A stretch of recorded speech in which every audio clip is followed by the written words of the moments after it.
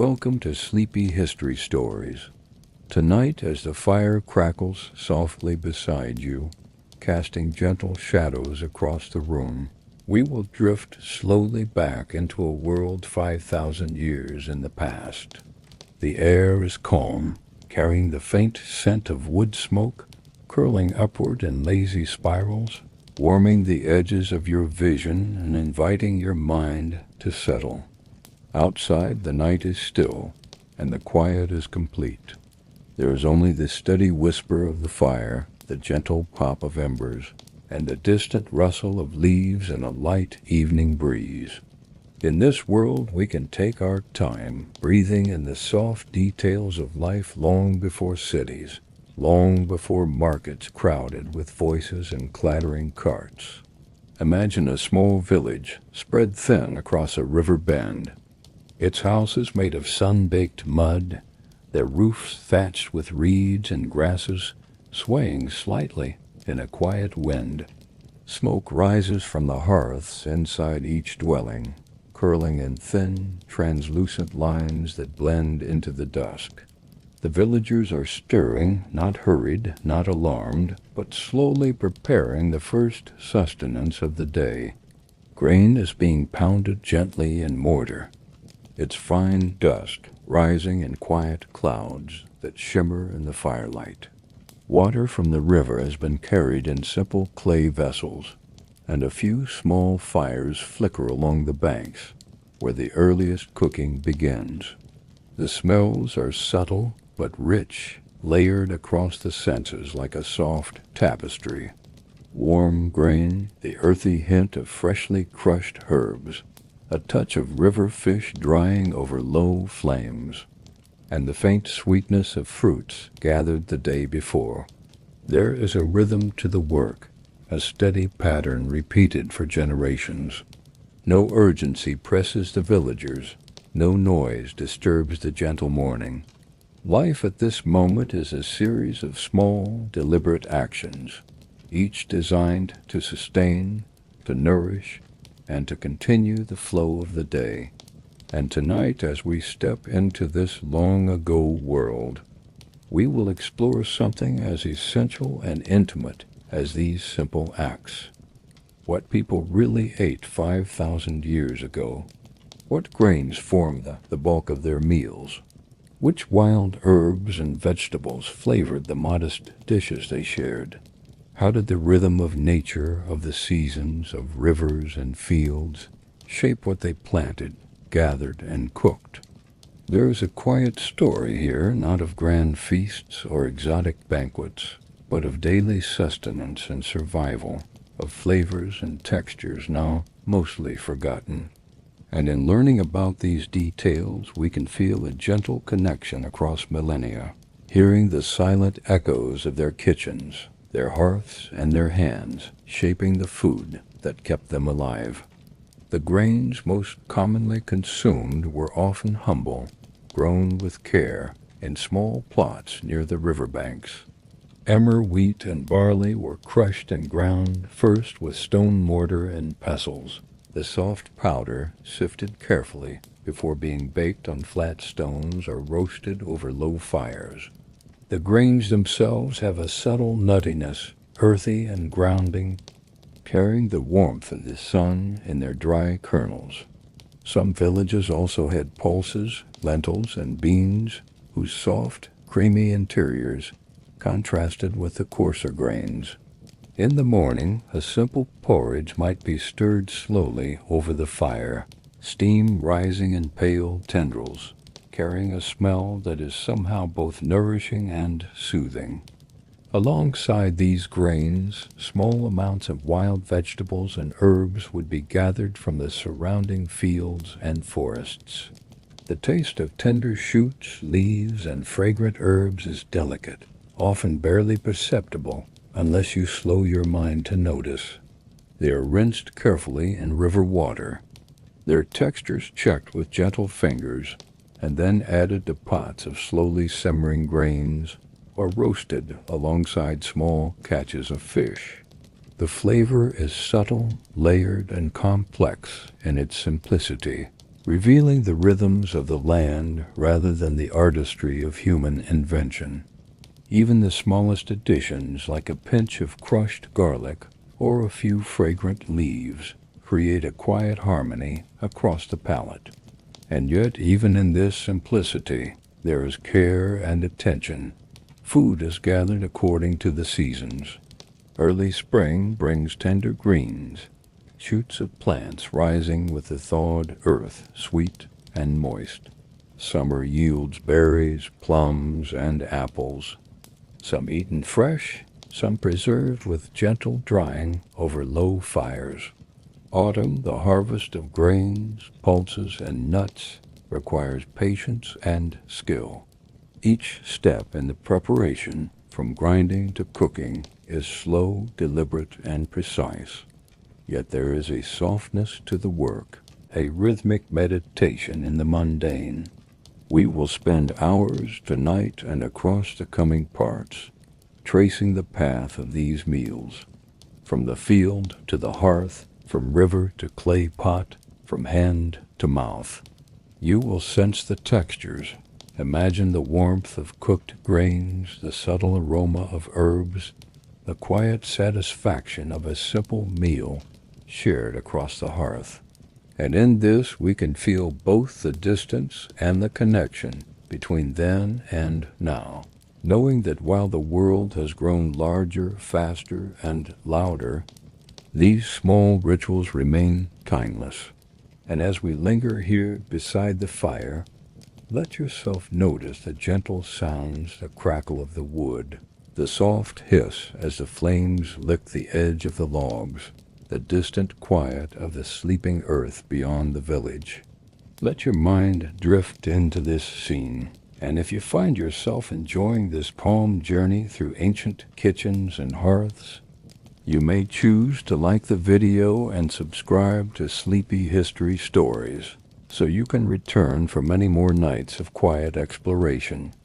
As the fire continues to murmur softly beside you, the warm light casting gentle shadows across the room, we move a little further into the daily lives of people 5,000 years ago.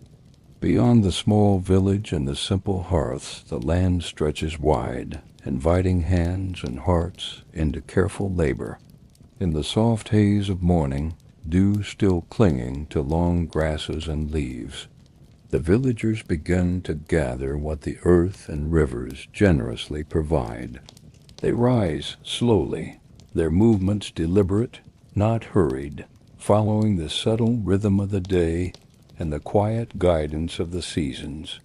Some of the villagers turn toward the river, baskets gently balanced on shoulders or clasped in hands, scanning the surface for the shimmer of small fish or the faint ripple of larger creatures beneath the water. The river is calm, its surface reflecting the muted light of dawn, and each movement is measured, patient, so as not to startle the life beneath the water. Small nets made of woven plant fibers are dipped into the shallows, while sharp stones serve as simple tools to harvest shellfish or clean the catch. There is a quiet satisfaction in this work, a tactile engagement with the living world, as hands move through water, feeling the cool pressure of life beneath the fingers, and then gently lifting each small creature to the waiting basket. Meanwhile, in the surrounding forests and fields, others gather herbs, fruits, and nuts. Their eyes scan the undergrowth for tender shoots, the ripening berries hidden in leafy shadows, or the nuts that have fallen gently to the forest floor. Each step is careful, mindful, leaving the ground mostly undisturbed, as if the earth itself requires gentle attention. The leaves brush softly against skin and clothing, their textures crisp or delicate depending on the season. There is a subtle scent in the air, earthy and slightly sweet, a combination of damp soil, growing plants, and the faint trace of morning mist. Every movement and every harvest is slow, reflective, a quiet conversation between humans and the land that sustains them. Hunting also plays a role, though in a way that is patient and unhurried, attuned to the natural patterns of animals rather than the urgency of modern expectation. Villagers may track deer or wild goats across fields and hills, noting the faint impressions of hooves in soft soil, or the subtle rustle of wings as birds shift in nearby trees. Simple tools, carefully shaped and balanced, allow them to capture enough sustenance without waste. The process requires a quiet patience, a slow observation of behavior, and a deep understanding of the creatures being followed. Each movement is deliberate, blending with the environment, allowing the hunter to become almost invisible in the quiet landscape. Once the day's gathering is complete, the village returns to the hearths, carrying baskets of grains, herbs, fruits, fish, and small game. The fire is coaxed to life if it has dimmed, its embers glowing softly, and the cooking begins. Stones are heated, small pots filled with water from the river, and the preparation is slow, rhythmic. Grains are rinsed and poured into shallow bowls or pots, stirred gently as heat gradually coaxes them into soft, warm porridge. Herbs and vegetables are chopped or crushed with careful fingers, their fragrances releasing slowly into the warm air above the fire. Fish is cleaned and roasted on heated stones, its aroma subtle, not strong, blending quietly with the scents of grains and greenery. Every step is mindful, every action a meditation on sustenance, survival, and the gentle satisfaction of a meal prepared with care. Food preservation is also a practice refined over generations. Some fruits and nuts are dried over low fires or left in the sun, slowly losing moisture while retaining flavor.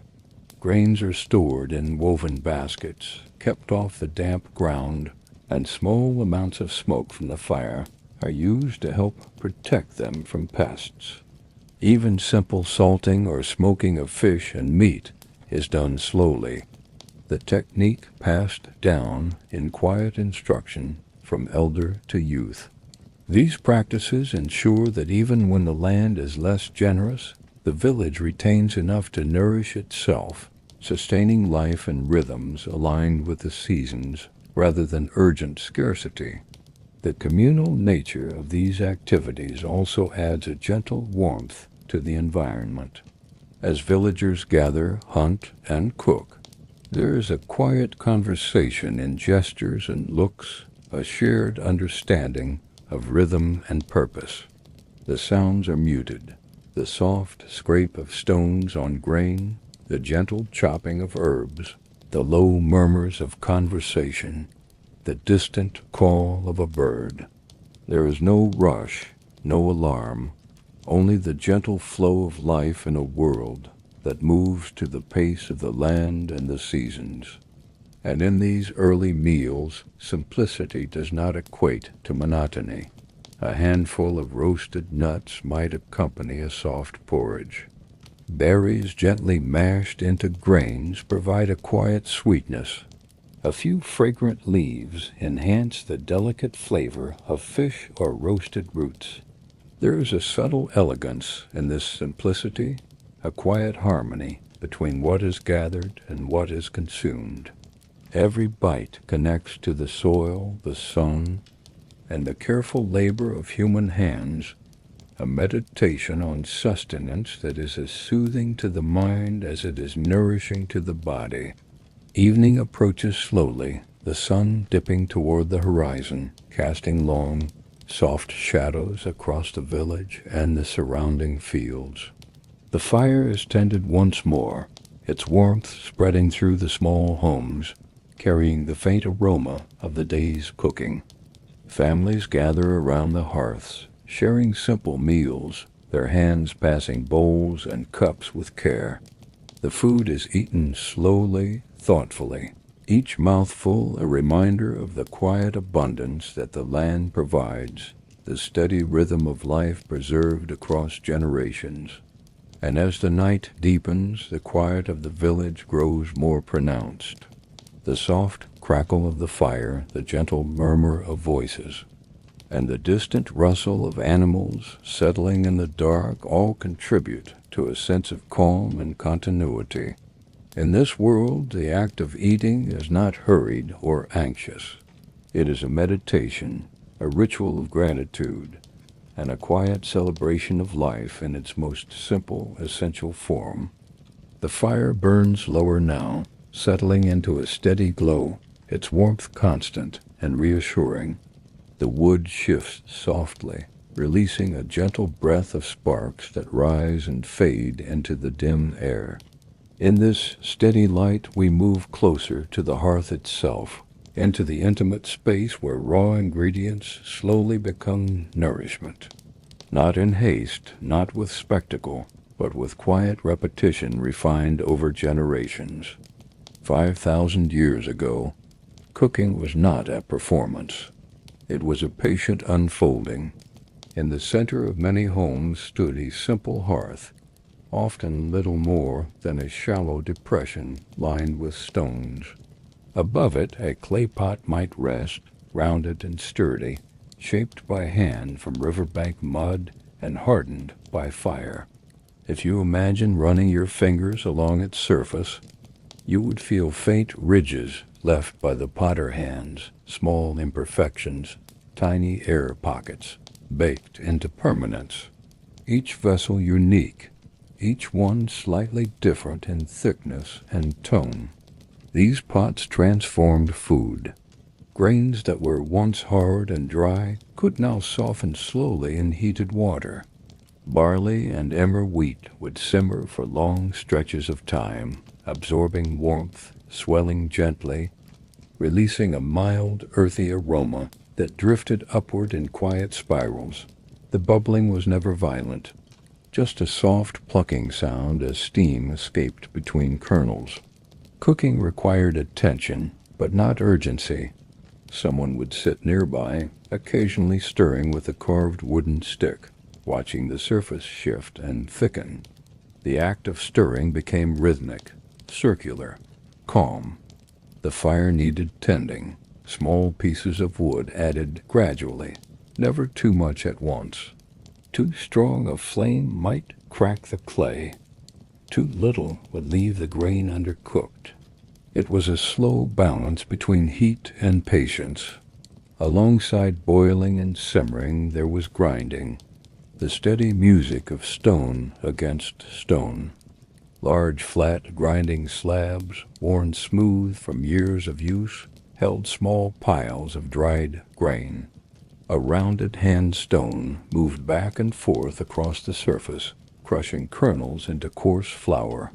The motion required strength, yet it was methodical, almost meditative. Back and forth, back and forth. The sound was soft but constant, like distant sand shifting beneath gentle waves. Flour could be mixed with water into a simple dough, then flattened by hand and placed directly onto heated stones near the fire. These early breads were dense and rustic, sometimes slightly smoky from the stones beneath them. When broken apart, steam would rise in pale wisps, carrying the scent of toasted grain. There was no yeast in many of these early preparations, no airy rise, just warmth and substance. In some regions, especially near the great river valleys of the ancient world, cooking techniques began to vary. Along the banks of the Nile River, early communities combined grains with lentils and onions, simmering them into thick stews that could feed many mouths from a single vessel. Farther east, near the Tigris River and Euphrates River, similar methods emerged independently, shaped by climate, soil, and available crops. What is remarkable is not extravagance, but consistency. Across continents, people discovered that slow heat transforms food. That time deepens flavor.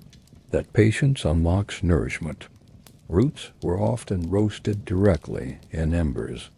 Small tubers, wrapped loosely in leaves or simply placed beneath ash, would soften gradually, their interiors becoming tender and faintly sweet. When lifted from the coals, brushed clean and broken open, they released gentle steam into the cool evening air. The outer skin might be slightly charred, but inside there was warmth and comfort. Fermentation also quietly entered human kitchens. Though they may not have understood the science, ancient people observed transformation. Grain left moist for some time would change in scent and texture. In certain places, simple fermented beverages began to appear, cloudy and mild, made from barley or other grains. These drinks were not strong by modern standards, but they carried subtle complexity, a faint tang that spoke of invisible processes unfolding slowly. Milk, too, was sometimes transformed. In communities that herded goats or cattle, fresh milk could be left to thicken naturally, becoming something closer to yogurt or soft cheese. Stored in clay containers, kept cool in shaded areas, these foods provided variety in texture and taste. All of this required no grand kitchens, no elaborate tools. Just clay, stone, fire, water, time. If you pause here in your mind, you might picture an evening scene. The sun has dipped below the horizon. The sky holds a deep blue softness. Inside the dwelling, the hearth glows steadily. A pot simmers. Someone grinds the last of the grain for tomorrow. The air smells faintly smoky, faintly sweet. Children sit quietly, perhaps tracing patterns in the dust with their fingers. An elder adjusts the firewood with practiced care. There is no rush toward tomorrow. Food preparation takes hours, and because it takes hours, it slows the day.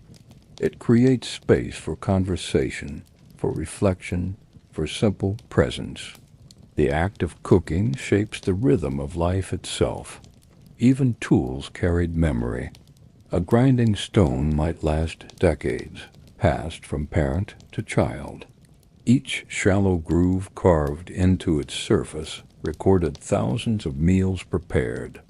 Each clay pot, if cracked, might be repaired with pitch or replaced carefully, shaped again from river mud, dried beneath open sky, then fired in communal kilns. Cooking was not separate from community. It was its center. And as we remain here beside the fire, listening to its steady whisper, it becomes clear that 5,000 years ago, meals were not elaborate performances. They were steady anchors. They tied people to land, to season, to one another. The flavors were modest, but deeply rooted. The textures were simple, yet sustaining. The warmth of grain porridge held in two hands on a cool evening. The gentle resistance of roasted root between teeth. The quiet sweetness of dried fruit saved from summer sunlight. The faint saltiness of river fish. Each sensation part of a pattern repeated day after day, year after year. Nothing hurried, nothing wasted. And in this slow transformation of seed into sustenance, we find something timeless, a reminder that nourishment does not require complexity, only care. The fire settles lower now, its glow steady and calm. The pot simmers softly. Outside, the night deepens without disturbance. And within this ancient kitchen, 5,000 years ago, food continues to cook in patient silence, just as it has for countless evenings before. The fire has burned down to a deep and steady glow now, its light softer than before, casting long amber shadows that move slowly along the walls. The air feels warmer, heavier with the gentle scent of wood smoke and cooked grain. Outside, night has fully settled, stretching wide and silent across fields, rivers, and distant hills. Within this stillness we move gently beyond the single hearth and step outward into the broader landscape of 5,000 years ago, where food did not remain entirely local, and where quiet exchanges slowly expanded the flavors of the ancient world. Even in a time long before paved roads or written menus, people moved. They walked narrow paths between settlements. They followed riverbanks. They traveled with animals along well-worn trails shaped by hooves and human feet. And as they moved, they carried small portions of their harvest with them. A woven basket filled with surplus grain, a pouch of dried berries, a bundle of herbs tied carefully with plant fiber, a small clay jar containing rendered animal fat or thickened milk. Trade did not begin as bustling markets filled with noise. It began as simple exchange, a meeting between two villages at the edge of a river, a shared clearing where travelers paused to rest. The interaction was quiet, measured, respectful. Goods were examined slowly. A handful of barley weighed against a cluster of dried fish. A smooth piece of obsidian offered in exchange for a sack of lentils. There was no rush in these exchanges. The pace remained steady, aligned with the rhythm of footsteps and daylight. Trust was built gradually. Familiar faces returned season after season. Near the fertile crescent-shaped lands surrounding the Tigris River and Euphrates River, early agricultural communities began to cultivate grains in abundance. Surplus allowed for trade. Barley could travel farther than fresh vegetables. Dried lentils could endure long journeys. These stable foods became the quiet currency of nourishment. Farther west, along the steady waters of the Nile River, predictable flooding enriched the soil and supported reliable harvests. Grain from these lands sustained not only local villages but also travelers who moved along the river routes. Boats carved from wood drifted slowly downstream, carrying sacks of emmer wheat, onions braided together in long strands, and dried fish preserved carefully in salt. The exchange of food also meant the exchange of taste. A village that once relied only on local herbs might encounter a new plant with a slightly sharper aroma. A dried fig from a warmer region might appear in a northern settlement, its sweetness more concentrated than anything grown nearby. Small differences, subtle variations, began to layer into daily meals. Imagine a quiet riverside meeting at dusk. Two groups approach from opposite directions, their footsteps soft against sand and silt. They greet one another not with spectacle, but with calm recognition. Goods are laid out carefully on woven mats. A trader lifts a clay lid to reveal fragrant resin used for preservation. Another unties a pouch of seeds unfamiliar to local eyes. The air holds curiosity, but not urgency. Seeds were among the most powerful travelers. A handful of seeds exchanged in trust could reshape a diet for generations. Planted in new soil, tended carefully, observed through seasons, they might thrive. Over time, new crops became integrated into familiar routines. What was once foreign slowly became ordinary. Salt, too, moved quietly across landscapes. Harvested from dry lake beds or coastal edges, it was precious, not for extravagance, but for preservation. A small measure of salt could extend the life of fish or meat, allowing it to last beyond immediate need. Villages distant from salt sources relied on trade to obtain it. In return, they offered grains, crafted tools, or animal products. These exchanges were rarely dramatic. They were steady and purposeful. In certain regions, early gathering points began to resemble simple markets. Not permanent structures, but recurring spaces where multiple communities arrived at predictable intervals. The ground became familiar. The shade of a particular tree might mark the meeting place.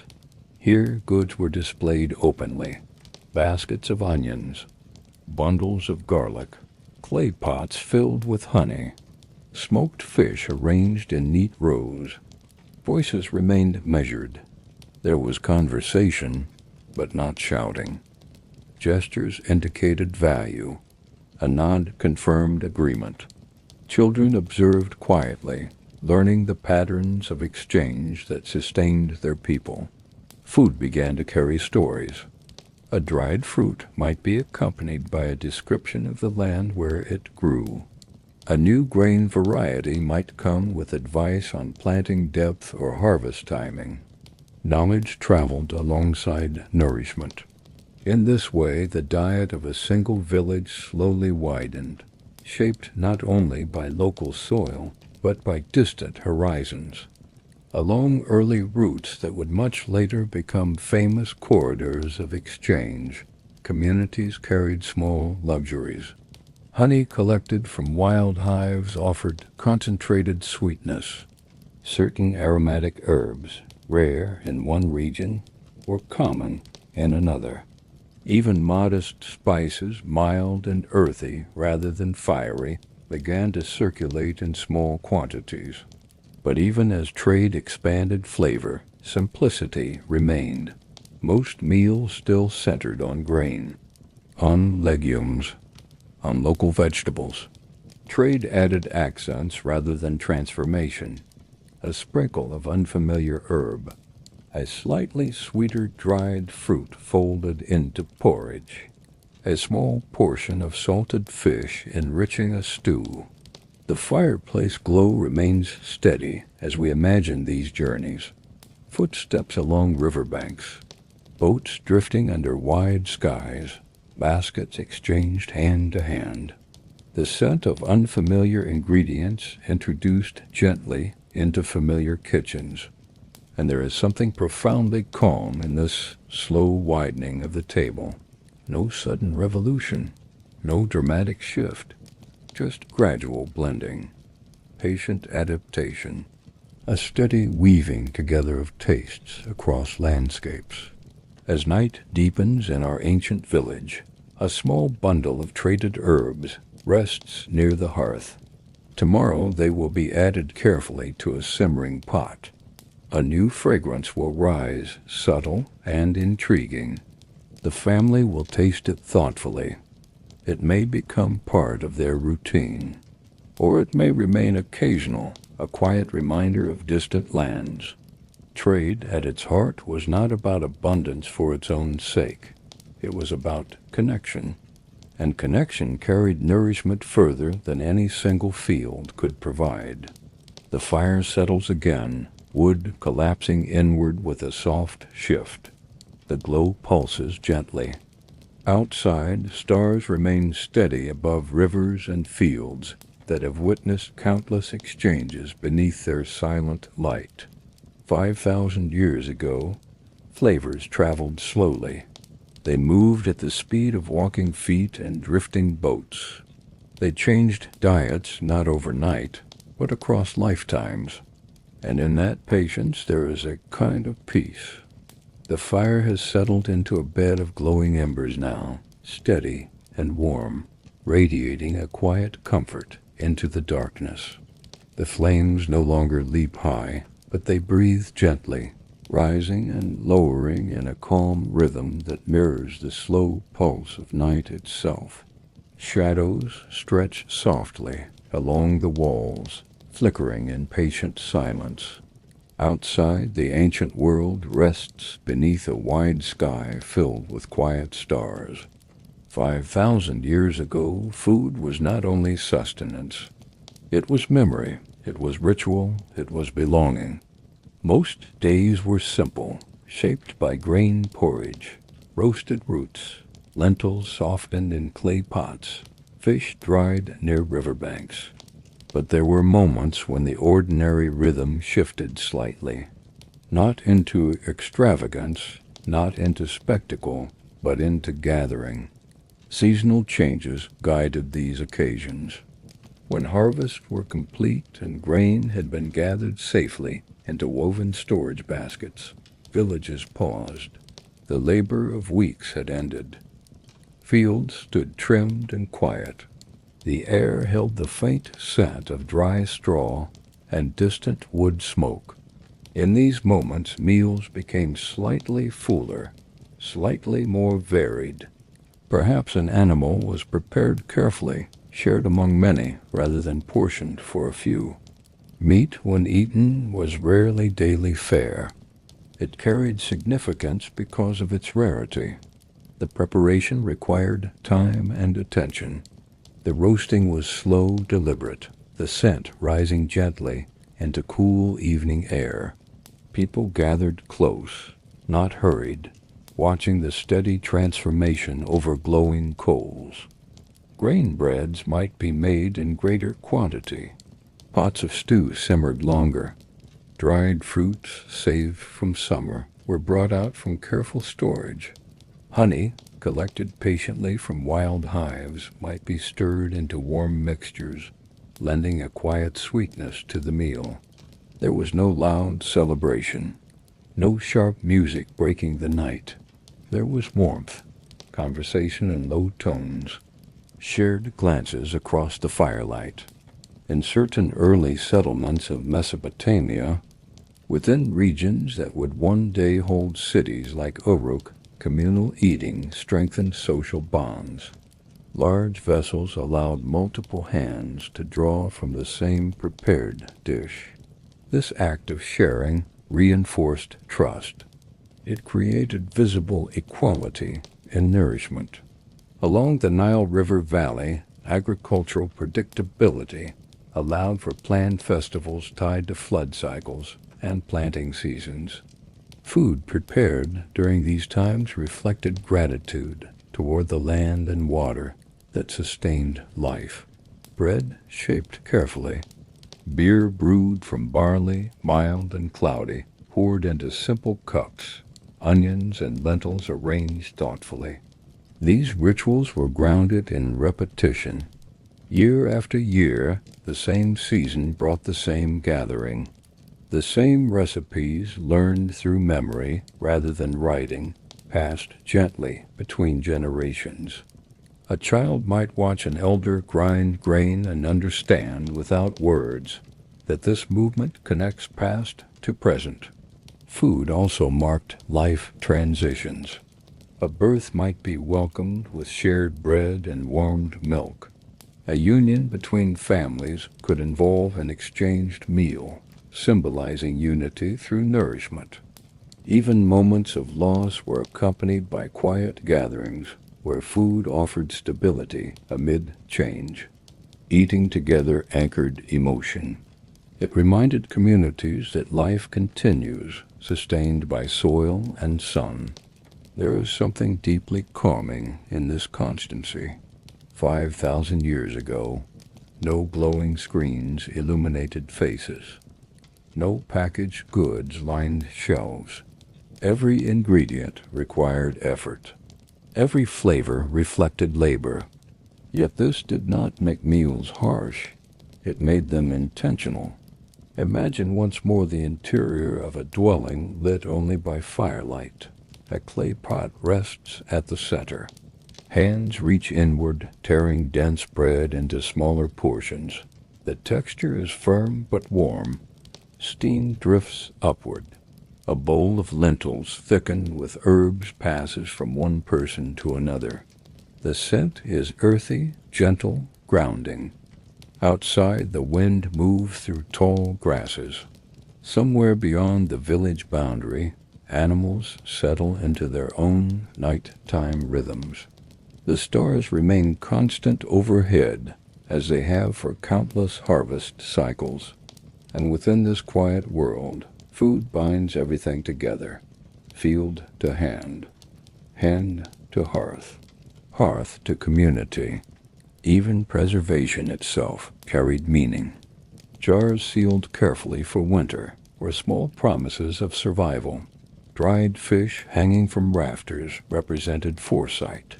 Baskets of grain stacked neatly against walls symbolized preparation and trust in tomorrow. Nothing wasted, nothing rushed. As civilizations gradually grew more complex, as early cities began to rise from river valleys, diets would expand further. Specialization would develop. Bakers, brewers, farmers, herders. Yet beneath these changes, the foundation remained unchanged. Grain, water, fire, the essentials endured. If we allow our minds to linger here in this ancient evening, we can almost feel the texture of the clay floor beneath bare feet. We can sense the warmth of embers against cool night air. We can hear the quiet murmur of voices, not discussing grand events, but daily tasks, weather patterns, the condition of crops. 5,000 years ago, people ate what the land allowed. They adapted to drought and abundance alike. They shared when harvests were strong and rationed carefully when seasons were lean. Through it all, meals remained steady anchors in uncertain worlds. There is comfort in that steadiness, in knowing that across millennia, humans have gathered around small fires, holding simple bowls, tasting grain softened by water and heat. In recognizing that nourishment has always required patience, that flavor has always carried memory. The fire before us now glows low, embers pulsing softly in deep red and gold. The room feels warmer, quieter. The air smells faintly of smoke and imagined grain. Beyond the walls, the ancient village rests fully in sleep. And as this long journey through forgotten kitchens, riverbanks, fields, and hearths gently comes to a close, we are left with a simple truth. What people really ate 5,000 years ago was not exotic, not dramatic, not extravagant. It was humble, seasonal, local, shared, and in that simplicity there was rhythm, there was connection. There was life sustained one quiet meal at a time. The embers dim slowly, their glow steady and patient. Night deepens. The ancient world breathes softly beneath the stars. And somewhere, in a small clay home beside a river, a final pot cools beside the hearth, carrying within it the warmth of grain, the fragrance of herbs, and the timeless comfort of a shared meal.